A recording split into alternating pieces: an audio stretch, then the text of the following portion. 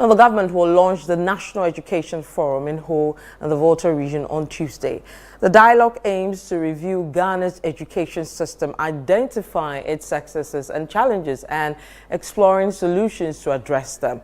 Ahead of this, let's speak to Reverend Ntim Fordjour, former Deputy Minister of Education in the previous administration, to hear his perspective on the forum. Honorable, if you can hear me, welcome to Channel 1 Newsroom.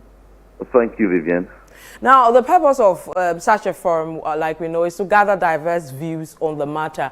Has an invitation been extended to you or other former leaders in Ghana's education sector from your party? No, I haven't received any invitation to the forum. Would you attend if one is extended to you?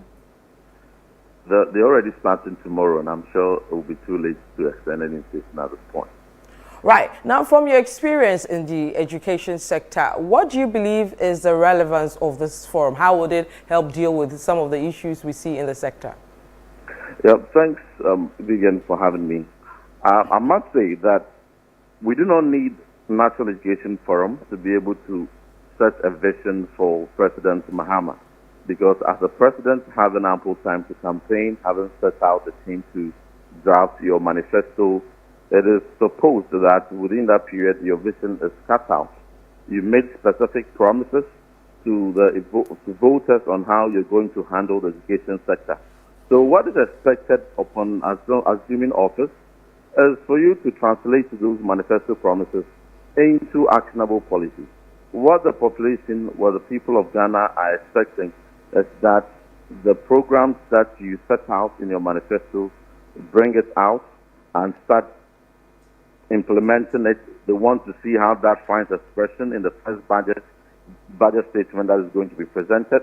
The specific promises of free SHS that they promised they were going to continue and even extend to cover private schools. That is what they're expecting you to kickstart running.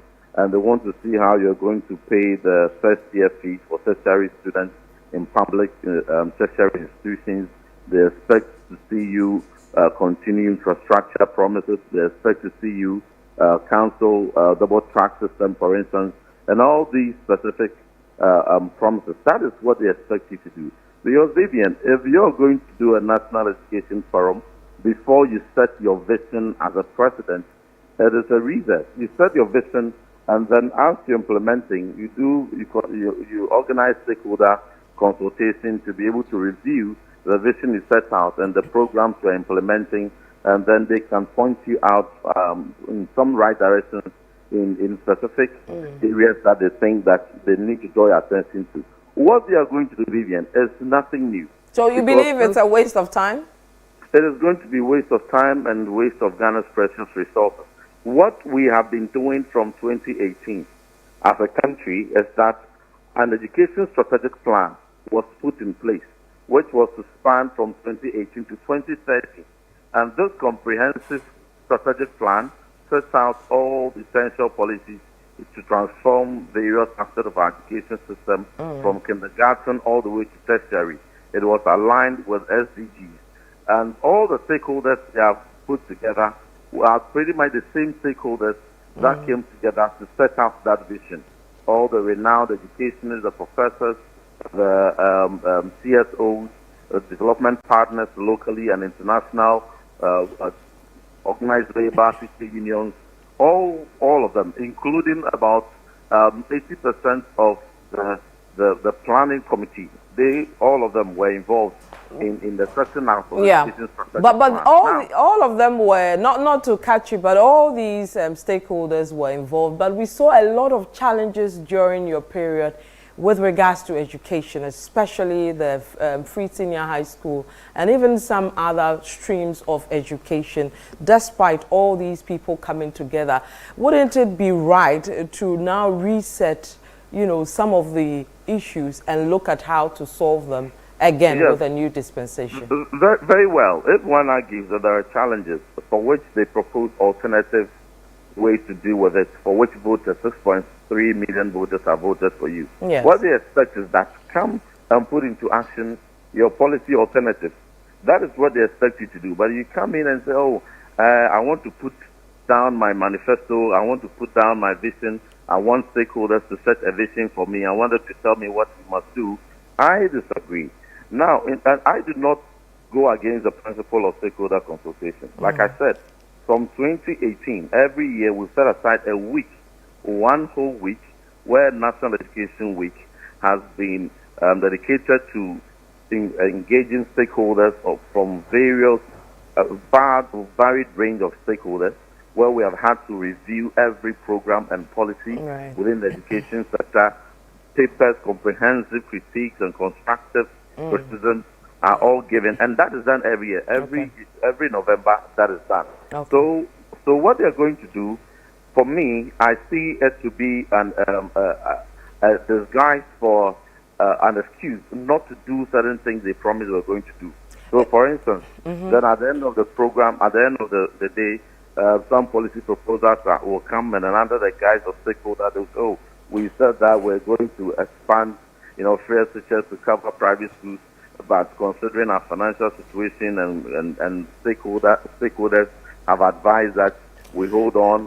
We said that we're going to cancel double track. Is that to mean that is that to mean that you're confident in yourself that the free SHS key major aspects of it will be affected by at the end by the forum, and for that matter government's policies? I would not preempt the specific ways that they are going to alter the spelling programs that are already underway. But what I know for sure is that it's going to be an avenue for them to have excuse to renege on the promises they said they were going to keep. And the promises they gave to Ghanaians for which they were voted for under the guise of stakeholders say we should do otherwise. Let's look at the role of parents in the cost of education, especially regarding free SHS, which has been a point of discussion. What considerations should be prioritized when deciding whether parents should pay fully or partially? They have proposed an alternative that they were clear in their campaign, they were clear in what they want, that they are going to conduct mean testing to be able to determine which parents can afford and those parents will be made to pay. We hope to see how that will be operationalized, how their mean testing will be able to segment a section of the population to determine those have the wherewithal to pay. We want them to make clear how that they are going to operationalize that. Now, the role of parents have always played a key role in education. At all levels, parents cannot be let out of the education of their wards, and they continue to play a role. The essential aspect of the policy is that every parent, whether rich or poor, ought to be given the opportunity for their ward to go to school. Now, the people who are rich are the same people who are able to afford taxes, out of which the program is being funded. And so if the policy thinking is that, well, there's very people who are contributing to for this policy to be financed should be let out and not benefit, and they say that, well, they are willing to pay. The question is, Vivian, are they going to pay for their child to go to the kind of secondary school I attended, Ntim secondary school? If their wards are posted to certain category C schools, will they gladly accept to pay to go? But when you interrogate many people who opt to pay, they want to pay to go to Achimota, they want to pay to go to Wesley Girls, they want to pay to go to the good schools, yes. Absolutely. So they need to be clear on how they will operationalize that, at the same time keeping the policy equitable. My final question to you before I let you go. Your government opposed the mandatory PTA levies, which led to some PTAs becoming dormant. What do you make of the Ministry of Education's plan to involve PTAs more actively in the management of schools? Parents have always been involved in the management of schools. And we call it Parent Association. Parent Association have always been a part of supporting management in the running of schools.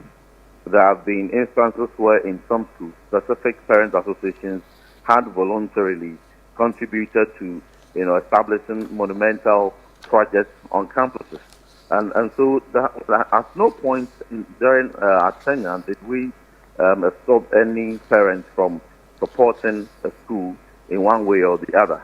And so if they have a new direction for that, we are yet to hear. But for you to say that parents should be levied a mandatory levy. We absorbed all those levies that used to operate before the introduction of free tests, and all those were captured under the recurrent funding that periodically were released all right. for the running of the All right, thank you very much, Reverend Ntim Fordjour, the former Deputy Education Minister for the Republic of Ghana. Thank you for joining us.